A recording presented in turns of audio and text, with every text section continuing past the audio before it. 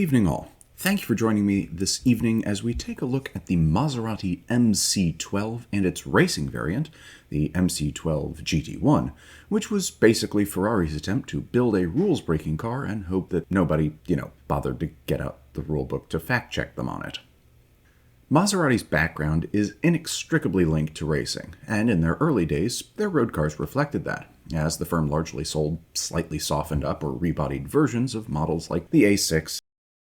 They were very good at this, but this was not what one would call a profitable means of doing business, and by the time the 1960s arrived, a lack of lira and a death during the 1957 Mille Miglia led Maserati to largely pivot away from racing activities, at least those that were factory-supported, focusing instead on road-going luxury coupes.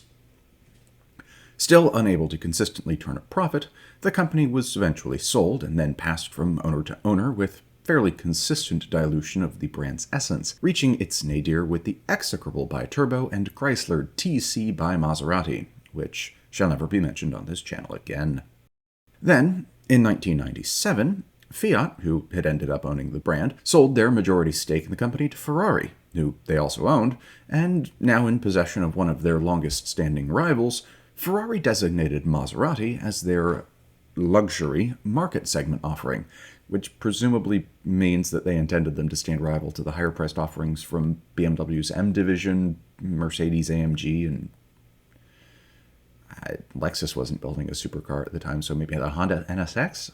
Although that was targeted towards the lower end of the Ferrari range, so I don't know. Anyway, Ferrari now owned Maser. Happy days. New models started to come out, and it wasn't terribly surprising when, in 2003, Ferrari announced that they would also be taking Maserati back to the track for the first time in almost 40 years.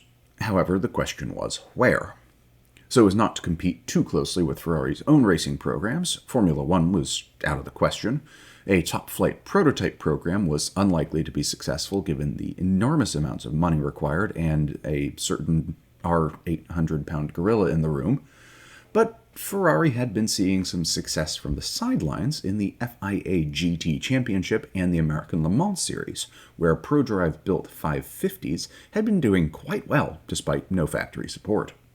This seemed like an ideal entry point then, with considerable manufacturer interest at the time and good quality racing. But the new Maserati lineup lacked an appropriate vehicle to send racing, and you can be darn sure they weren't just going to dust off an old biturbo cabriolet and put a bucket seat and roll cage in it. Would have been funny, though. Ferrari, on the other hand, had a few options in their stable, and they settled on using the range-topping Enzo supercar as the basis for Maserati's new racer, also coded the F60. The 575 would have arguably been a more practical choice, but Ferrari was gearing up to send that racing under their own auspices in GT1, so the Enzo it was. The GT1 class in which the new car was to compete had returned to being a production-based class after its late 90s prototypes and all but name era, and thus there was a homologation requirement of 25 road-going cars. Fortunately, this was 2003, not 2008, and as long as one's business card hadn't until recently said something like Enron or WorldCom, the market for high-end sports cars and supercars was generally considered to be quite healthy.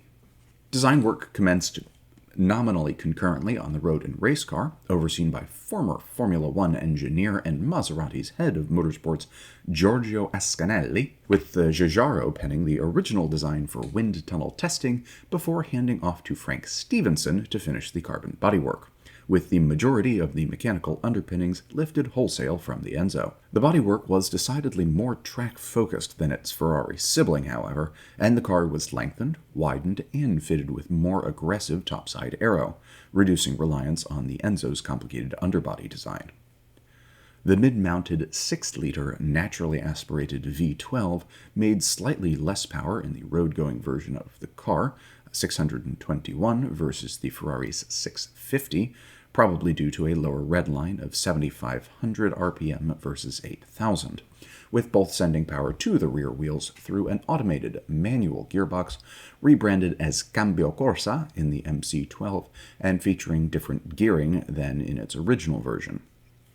The car was also a few kilos heavier, thanks to the bodywork changes, and thus straight-line performance was diminished relative to the Enzo, But the much greater downforce nevertheless meant that the car was generally faster around a circuit, as we all saw in Top Gear. This also coming from leveraging input from both Maserati's chief test driver Andrea Berloni and the great Schumacher himself. The monocoque chassis was constructed from carbon fiber and Nomex, with front and rear aluminum subframes, while suspension was double wishbones and pushrods. Braking came from Brembo carbon ceramic discs with either 4 or 6 piston calipers. Again, this is all pretty standard, you know this story at this point. As this car was designed nominally concurrently as a road and race car, the racing version weighed in more than 300 kilos lighter than the road car at only 1,110 kgs, or 2,447 pounds. But it also made just slightly more power, only 623 bhp and 481 pound-feet of torque. But then the car's launch was bungled. Photos were accidentally released to the press of the race car long before the road cars, giving away the fact that the MC12 had been designed as a race car rather than being converted from a road car. This was further reinforced when the car was revealed to be almost 10 centimeters too wide, and I forget exactly how much too long, to be within the GT1 class dimension limits, thus causing the FIA and ACO to both refuse to homologate the model.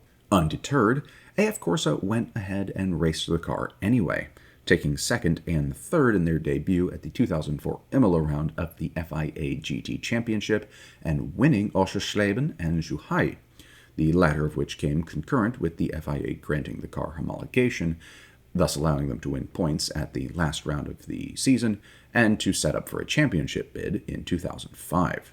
The ACO, on the other hand, held out, and it took a special dispensation from IMSA before the cars were allowed to run in the ALMS in 2005, but with substantial weight penalties and being exempt from classification.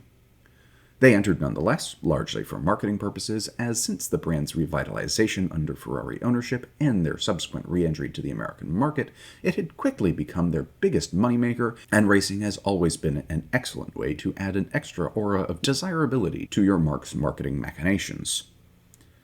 Or, improve sales for those of us without a bizarre obsession with either alliteration or assonance this week.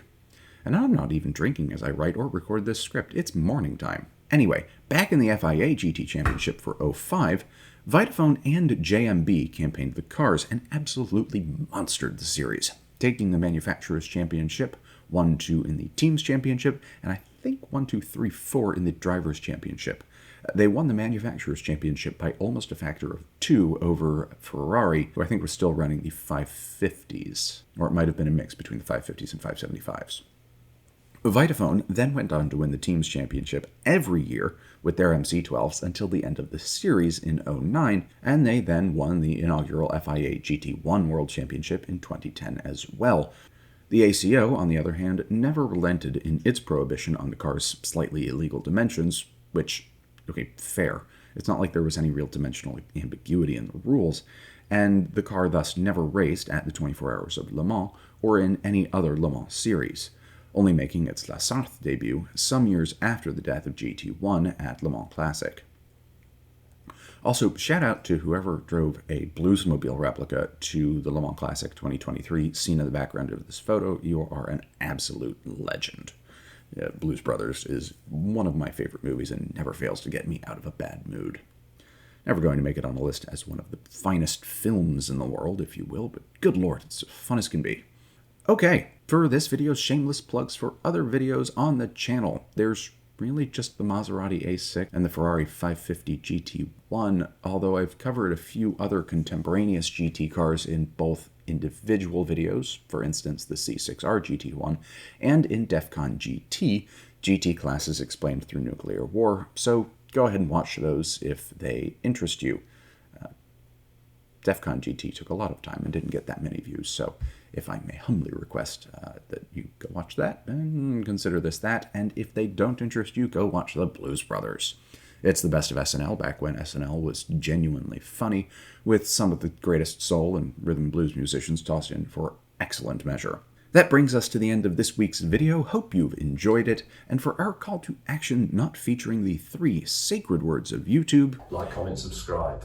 Remember that from 12nd January of this year, assuming it's still 1973, which it feels like sometimes, it will no longer be legal. So whatever you do, don't be one of those people who mistakes doing for not doing, or you could face a fine. Whatever you do, don't. Anyway, that just leaves it for me to say, as always, thank you for your time this evening, or whenever and wherever you are watching, and to wish you all good night and a good tomorrow.